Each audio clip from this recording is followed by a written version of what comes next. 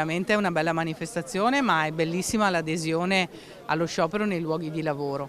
Oggi è la prima giornata della mobilitazione nei settori del pubblico impiego, nei trasporti, nella scuola e nelle poste e nei consorzi di bonifica. La prossima settimana, venerdì prossimo, abbiamo lo sciopero di tutti i settori con le manifestazioni in tutte le piazze.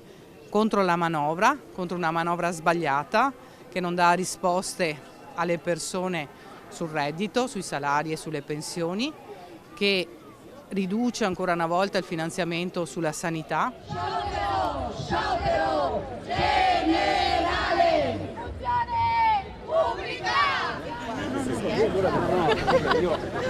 Questo governo massacra sempre i soliti, lavoratori, lavoratrici, pensionate, pensionate, non ha un minimo rispetto di chi è l'ossatura portante di questo paese.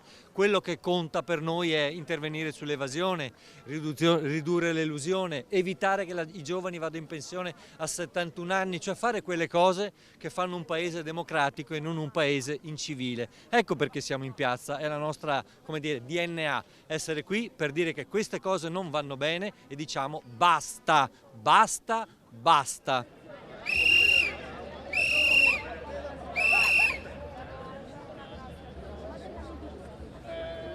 Siamo qui a manifestare anche noi precari, purtroppo che ci troviamo in una situazione che degenera di anno in anno purtroppo, e la nuova legge di bilancio non ci dà nessuna certezza e sicurezza e buone notizie.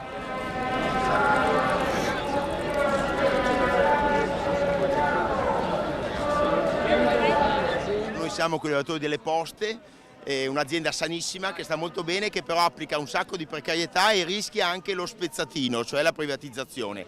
Noi siamo contrari, oltre al fatto che nelle buste paga dei lavoratori non è vero che arriveranno i 100 euro in più di cui parla la Meloni, e sulla riforma Fornero si fanno dei passi indietro.